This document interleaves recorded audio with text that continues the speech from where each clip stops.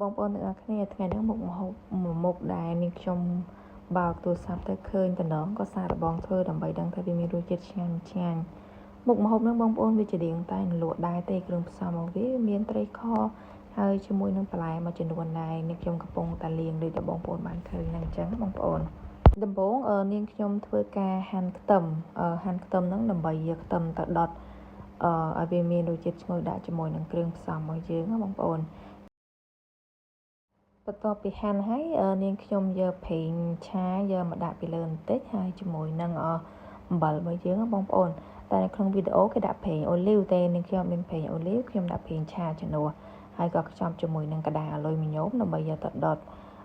ក្នុងឡុងពេលយើងដុតខ្ទឹមនាងខ្ញុំបានយកគ្រឿងមានគ្រាប់ពុជញងមានម្ទេសជាមួយនឹងខ្ទឹមសខ្ទឹមក្រហមហ្នឹងយកមកធ្វើការលីងចុះលីងឡើងឲ្យវាឡើងរាងឆ្អិនតិចបន្ទាប់មកបងប្អូននាងខ្ញុំក៏យកត្បាល់ហើយជាមួយនឹងគ្រាប់ពុជញងខ្ទឹមជាមួយនឹងខ្ទឹមសខ្ទឹមក្រហមម្ទេសណាដើម្បីយកមកធ្វើការបុកបងប្អូនកុំឲ្យបុកម៉ត់ពេកយើងបត់ជុំយើងគ្រាន់តែបុកវាជុំដើម្បីបន្ទាប់ពីយើងបុកគ្រឿងរៀងឈុំតិចហើយបងប្អូនដាក់ជាមួយនឹងត្រីខចំពោះត្រីខបងប្អូនចម្រិតទឹកវាចេញផងហើយនាងខ្ញុំក៏បានចម្រិតទឹកចេញហើយសម្រាប់ខ្ទឹមរបស់ខ្ញុំដែលដុតហ្នឹងគឺខ្ញុំដុតអត់បានជោគជ័យបងប្អូនដុតអត់ឆ្អិនល្អប៉ុន្តែយើងអាចយកមកបុកបានបងប្អូនតែបើបងប្អូនធ្វើបងប្អូនដុតវាឲ្យឆ្អិនតិចណាបងប្អូនបន្ទាប់មកបងប្អូនយើងធ្វើការដាក់គ្រឿងមានស្ករប៊ីចេង